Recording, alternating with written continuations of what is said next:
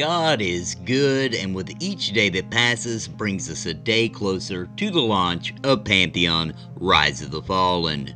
This is the Nathan NAPALM channel, and if you're not already subscribed, please consider doing so, especially if you're interested in Pantheon related content on our march to launch.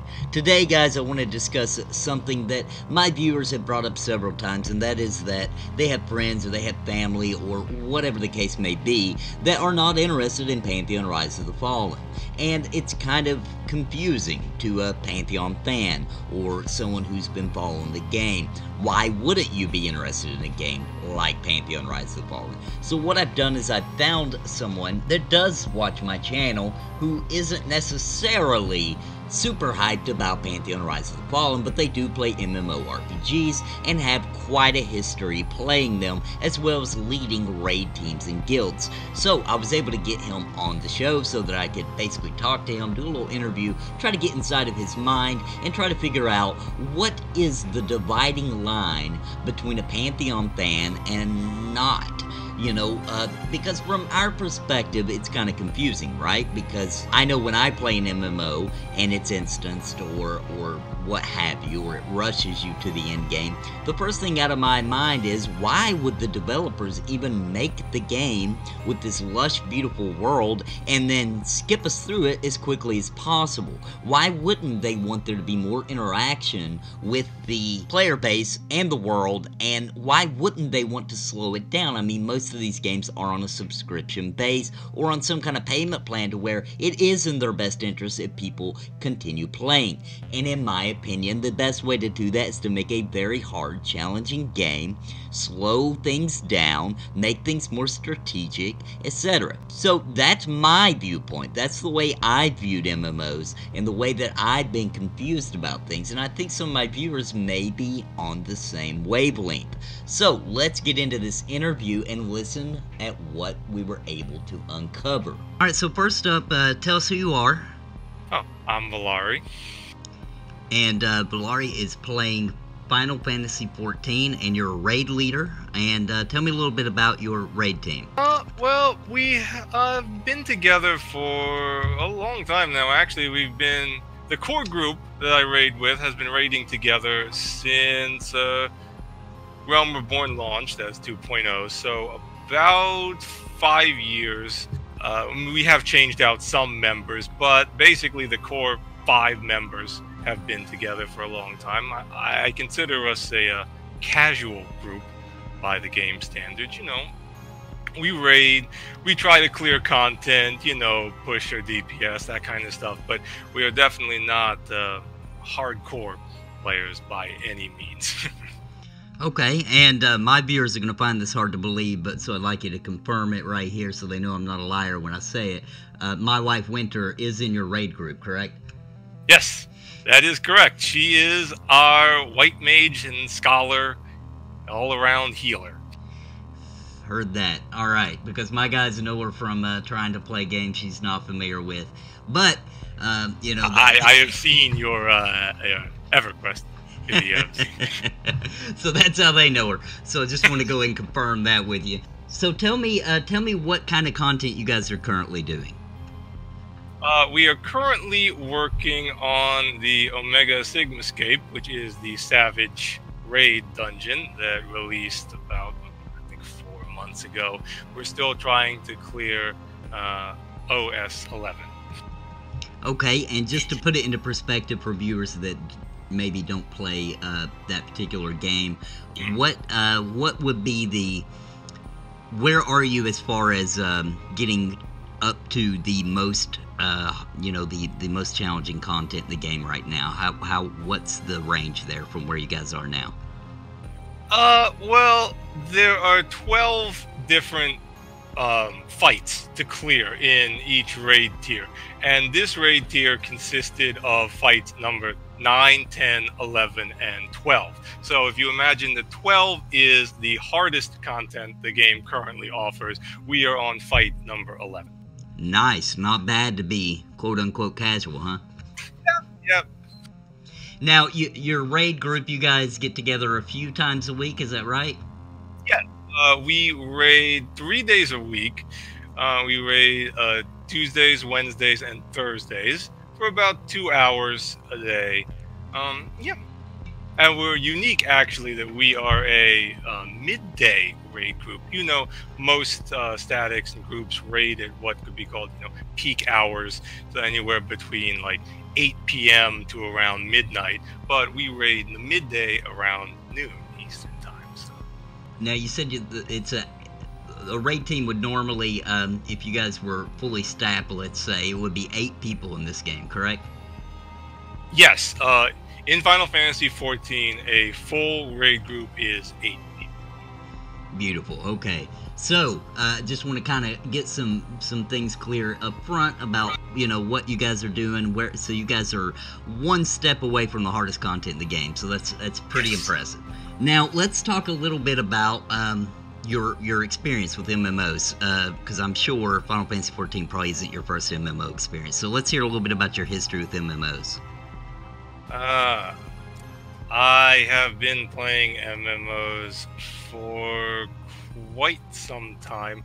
I suppose if you want to go all the way back to online games, I guess I first started playing really online games with Diablo 2. A lot of people don't consider it's not an MMO by any means, but it is an online game. You do interact with other people. You complete content with groups, so it is an online game. But my first traditional MMO, I really started kind of where everyone else started. I started off with World of Warcraft back in the days of Vanilla WoW. I started playing that. I think it was actually only a couple months after the game released. Since then, I have tried and played quite a good deal of MMOs. The ones I played the longest, I played Lord of the Rings Online. Played that a good deal. Secret World, I guess it's called Secret World Legends now. I've played Rift. I have played Ion was another one I played for a really long time. And those are the major ones. There have been countless others I've just tried and not really enjoyed. Okay, beautiful. So at what point in the World of Warcraft cycle did you begin looking for new MMOs, or is it something you still go back to? Very good question, actually. So I was saying I started playing in Vanilla WoW. I stopped playing around right around the release of Wrath of the Lich King. For people who don't know, that was like the second expansion to World of Warcraft. But truth be, when I started playing WoW in Vanilla, I was a super casual player. Like, I maybe logged in and maybe did like one single quest and then logged out. I didn't raid. I rarely did any dungeons. I only really got into the raiding scene in Warcraft right before the Burning Crusade, the first expansion for WoW. That was a good expansion too, in my opinion. It was a good expansion. I consider, and I don't know, some of your viewers might flame me for saying this, but I consider the height of World of Warcraft to be actually like literally right before the Burning Crusade expansion, like about halfway through it. I think it peaked, in my opinion. Yeah. I didn't play Vanilla WoW. I was mad at it because it was taking players from the game. I was currently playing Dark Age of Camelot, so I had a problem with it, so I refused to play it. But I did play it when Burning Crusade came out. It was obvious by that point it was here to stay. I should have known that from the beginning, being it was a Blizzard game. But when it came out, when Burning Crusade came out, and the hype around that, I was just like, okay, I've been missing out. I gotta see what's going on. All right, so that gives us a pretty good feel. I played all the MMOs you mentioned as well, at least for a small period of time. At least tried them out. So we definitely have some building ground there. And I'd also like to mention, I mention it sometimes on live streams, but I did play Final Fantasy XIV for a while. Due to my work schedule at the time, I really wasn't able to get into the raid scene. So I really just played the dungeons and as new content came out, followed the story, which has a really great story. So I am a fan of Final Fantasy XIV. for that type of game, the World of Warcraft type of game, it's the best out there in my opinion, both graphically and definitely in content, in my opinion. Oh, I agree. And you don't sell yourself short. You cleared some content with us. I mean, you weren't really in the raids with us, but we did some primals and some other high-end content. Yeah, and I had a lot of fun with the game, and you know, I don't want anybody to think this is a bashing on anything. This isn't what this particular video is about. So I did want to make it clear that I enjoyed that game. It's not a game I would say that I'm not going to go back to. I'll probably want to keep up with story and things like that because it has an excellent story. So some of my viewers play the game, but a lot of them, you know, avoid anything like that. So I want to make it clear that this isn't, if anybody's tuning in wanting to hear me bash a particular game, that's not really what we do here. So let's move on though. Let's talk about the type of gameplay that you enjoy. So obviously you're a raid leader. That takes some dedication and a lot of time and a lot of patience, especially that Winter's in your raid group. So yeah, you said it. You said it. Not me. So let's talk about what drives you and allows you to continue doing what you do. A lot of my viewers are raid leaders and things like that, or at least have experience with it. They know what you go through on a daily basis. So let's talk about what you enjoy or what keeps you going and engaged with the game. Keeps me going. Well, it has been different things, and this is another interesting question. In the beginning, I was really driven to the position of raid leader because I wanted to clear the content. I really felt like, man, I want to get to the end game. I want to make my character better. I want this gear, you know, so I'm like, and the only way I can get this gear is if I assume this position of raid leader. I get people who can also clear the content, and we go do that. And that was really my attitude towards raid leading around 2.0 when I first took over the position. But I find as I've done it more and more now, really the gear has become less and less important to me. And I don't want this to sound like I like the game any less. That's really not true.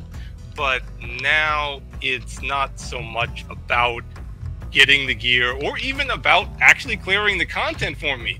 It's really more about spending time with the raid. I find I genuinely enjoy raiding with these people. I enjoy raiding with Winter. I enjoy raiding with all my other static members. Nice. Okay, so now it's become more about the community. Yes, exactly. Well, that's very refreshing to hear. So when you're let's put it this way then, do you feel like that your your raid group do they do it for the gear, or do you think that they do it for the experience or the challenge, or what do you think? I like to think that most of my static members are doing it for the same reason, because they have fun playing the game with me and with the other members of the raid. As I said, we are a casual group, and I think that especially in Final Fantasy XIV, if someone really, really wanted to raid just for the gear, just to clear the content, they would not be in a static like mine. They would try to seek out a more hardcore static, perhaps one that's further along in progression than we are. So I think the people in my group, I think they accept this level of progression that we have because they enjoy the community. When you're so you're leading a guild and you're also leading a raid group, and you're a tank, right? Yes, I'm main tank. What is your main class? Currently, I raid as Dark Knight, but I have also raided as Paladin for when the fight dictated it. Right, okay. Let me ask you this, because you say you watch my videos or you follow my channel a bit, is that right? Yes, I do. So, let's get to the nitty-gritty, because this is burning. Right. What is it, what would you say about the game style or the things about Pantheon Rise of the Fallen? What about that is a turn-off to you? As far as I've seen from your videos. Now, again, I do not claim that I have researched Pantheon extensively. Right. I have not.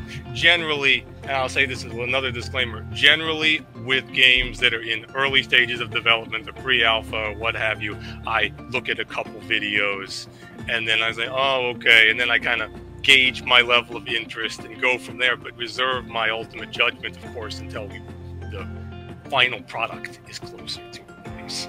Sure, and you played quite a few MMOs in your time. So you probably, have you been burned by an MMO in the past?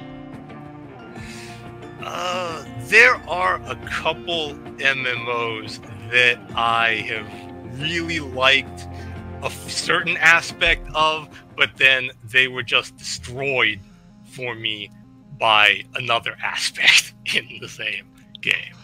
Right, I can feel that for sure. Yeah. I mean, with MMOs, to me, it's all about finding a balance of things that you enjoy within the game. You know, enough good to balance out the bad, right?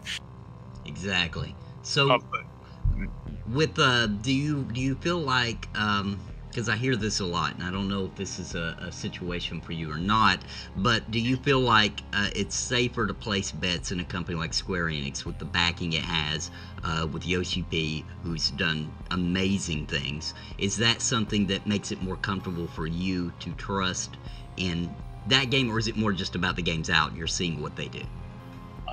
No, it has nothing for me to do with the company's backing whatsoever. I mean, corporate names mean nothing to me when it comes to judging games, MMO or otherwise. I mean, sure, they can put more money behind it, but, you know, if it's Square Enix, if it's Blizzard, I mean, I've played indie games that are just as good as any Final Fantasy game. All right, cool. What about Yoshi P though? Is he a factor? I mean, I have nothing but respect for Yoshi P. I am one of those who think that he has done a phenomenal job with Final Fantasy, but I would not say he's a factor per se. Okay. Do you understand what I'm trying to say? Yeah. So it's not a fanboy situation with no. him. I like, if Yoshi P decided that he was going to make another MMO, I would not immediately be like, oh, I have to play this MMO. Right, okay. See, that's an interesting thing, and that's why I want to bring it up, because a lot of people backing Pantheon, myself included, I'm not ashamed to admit it, we're huge fans of Brad McQuaid. So honestly, he could, announce anything and I'm going to be interested, because I like him and I've liked his past products. Yoshi P, I have a lot of respect for as well, simply because of what he was able to do with 1.0 to 2.0 within, what, a year. And he turned that game into something phenomenal. Yes. That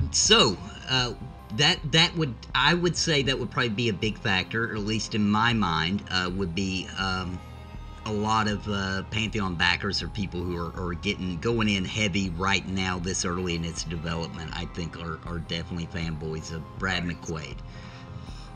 Well, let me ask you this. Have you played an MMO? I was trying to cherry pick when you were doing the list. Have you played an MMO that's non-instance? Not to say there's not instances in the game, but to where, like, you public dungeons. Let's just start with that. You mean you're trying to ask if I've played Final Fantasy XI? Or a game like that, yeah, where when you go into a dungeon, it's more like a zone, right? And there's you can see everybody else in that dungeon with you, instead of it being a queue in with a certain amount. I have played Final Fantasy XI, and I have played another one, which is a more recent one. I have played Black Desert, and they are both like that. Exactly, okay. So, how long did you play Final Fantasy XI? I did not play it for very long. I believe I got my character to the mid-30s, so I was nowhere near an in-game situation. Do you have any idea about the time frame that you were playing that in?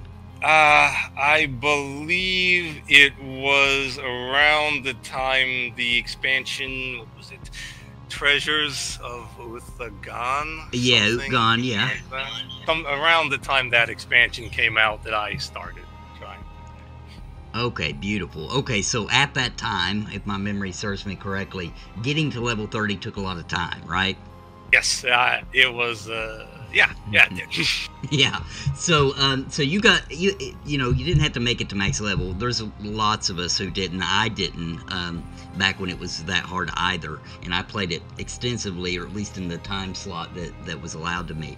So getting to level 30 was quite an accomplishment in those days. So you did play it quite a bit. Did you have any dungeon experience or any let's see, around level 30, maybe Crawler's Nest or anything like that?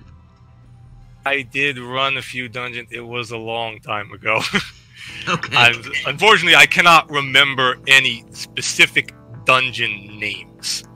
Okay. That I ran. I do have memories of doing the the outside content, like the Vakrum Dunes farming and things like that. I do remember that stuff. Yeah, dunes is something hard to wipe away. Exactly. So okay, well that's good enough for me. So you do have that experience with it, and also Black Desert, which I haven't put a lot of time into, but I know it is completely open. So I didn't play it very much at all to really even hardly comment on it. But Final Fantasy XI, so that's a good starting point, because that's very similar to the EverQuest style. It was actually almost emulated, but with controller support. And Final Fantasy XI is what made me interested in Final Fantasy XIV, carrying over the jobs and things like that. So let's move from that then, because that's a core basis that we both share. And, all right. So let's try to, and a lot of my viewers play Final Fantasy XI or did, and that's what is drawing them to Pantheon. So when you were playing Final Fantasy XI, let's compare it directly, even though it's kind of not fair with the age difference. Let's compare it directly with Final Fantasy XIV. Now, you played at 2.0 launch like I did. Yes. And leveling up, if you'd agree with me at that time, I'm not going to say it was so hard that I'm not going to say it's Final Fantasy XI difficult, but it wasn't easy. It was meant at that time to be a challenging experience. Yes, I agree with you on that. So and in my opinion, what seemed to happen with the game over time was that people were having trouble. I know you remember this. People were having trouble clearing Titan. Hard mode. Yes. Which is hard to believe now, but at that time, the gear that was available, and maybe it did have to do with the game was kind of newer, but it was difficult at that time. People were having trouble clearing it, and would you say that experience then was better than the experience a new person who logged in today and made a character and leveled up would have? That's a tough question. That's a really tough question. No, I wouldn't say that it was better. I would say that they would encounter a very different experience, but I would not say it was better nor worse. Actually, just different. Okay. Like if you played at 2.0 launch or Realm Reborn launch, the general experience, the game was slower paced. The overall GCD for skills was longer, I believe, I think it was like a second longer or something like that. So the pace of combat was much slower than it is currently. Currently, everything is about speed, things moving fast, one mechanic right after the next. Things like that, but that really wasn't the case back in 2.0, or at least I didn't feel that it was the case. And you kind of took your time more with things back at 2.0, which again was neither better nor worse, because some people like to take their time with things, some people like to have things move slower for them, and other people they like to be able to log in to a game for you know, an hour or 2 hours a day or like every other day and still be able to make max level without spending 6 months, you know? Yeah. So now you can play casually, and you can catch up. I wouldn't say it would even be. I still wouldn't say in this particular game, unless you went with whatever they're called, the tokens, to get to a level and skip the story. Oh, I would definitely say it still is slower paced than something like logging into World of Warcraft today. And yes, that's true. But you know, Yoshi P and his design philosophy for Final Fantasy is to minimize the gap between new players and veteran players. So the 14 is designed almost entirely around allowing a new player to jump in and easily catch up to a seasoned veteran, at least in gear in terms of being able to participate in raid content, not necessarily in skill. Yeah, definitely, and that's definitely been a goal of his since the beginning. It's not like this isn't a situation where the game flopped over and changed. This is a situation where it's evolving as more and more content comes out, and they're trying to keep everyone within a certain range of content. Right. Why? Here's a question I've always had, and I'm not arguing that it's a bad philosophy. Final Fantasy XIV is doing excellent. So obviously, it's not a bad design philosophy. So that's not what I'm not trying to make a secret intent within the question. But why do you think it is that it's so important to have so many in a popular game? You know, because Final Fantasy XIV is not dying. You know, it's not unpopular by any means. It's growing and growing, doing fantastic. So why do you think it is important to have people get to that top tier? What do you think it is?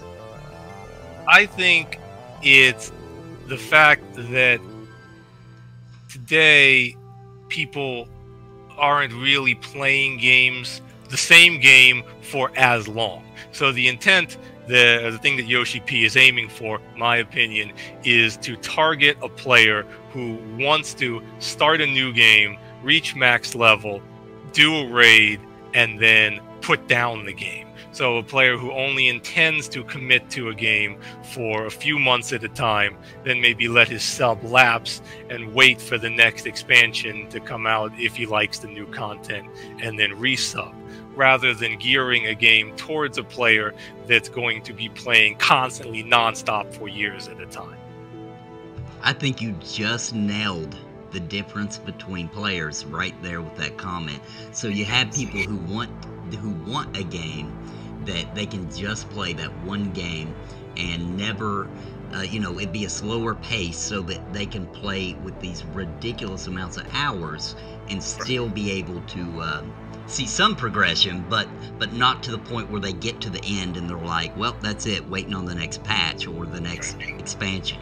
So that actually very well could be the divide between people who are, who hate that, right? Like, who don't like rushing people, who, and those people do exist in Final Fantasy XIV, they exist in World of Warcraft and everything, where you'll hear them saying things like, well, back in my day, and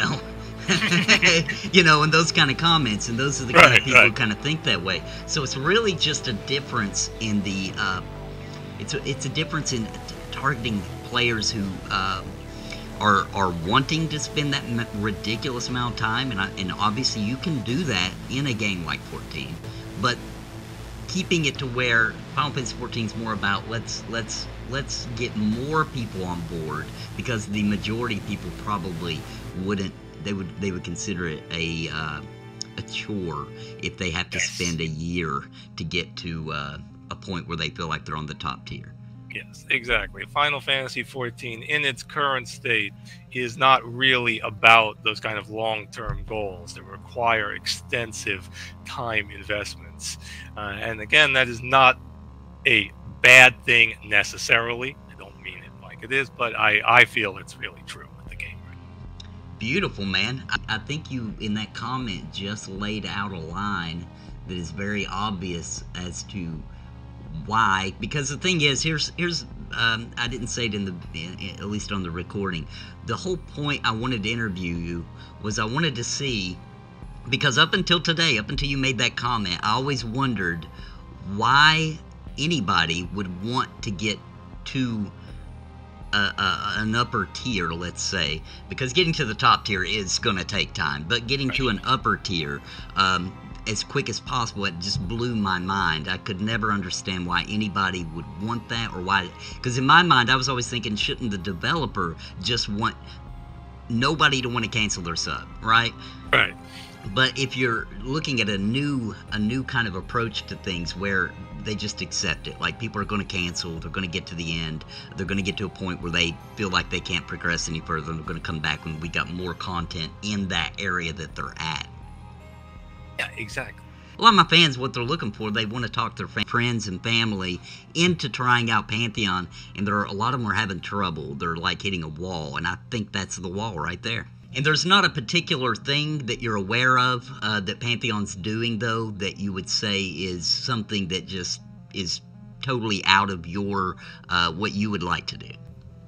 No, not at all. I mean, I've played such a variety of MMOs, but no, there's nothing so far that I've seen what I consider to be a deal breaker. Right now, once again, we're very early. I think around March to June, we're going to really start to see the game and what it's really going to be like. Is it a game that's, you know, because I have other MMOs, obviously. I wouldn't say they're on my full radar, but I have some that I think, like, yeah, when that game comes out, I'll give it a shot and see what they got. You know, like Ashes of Creation, for example. Actually, same thing for me. That's another one that was on my radar as well. So is Pantheon on some sort of radar for you? It's on a radar for new MMOs that coming in the near future. Pantheon, Ashes of Creation, as you just said. There's the other one. What is it? New World, the one that's coming out from Amazon. Right. Like that. That one. There are a couple that are in early stages of development.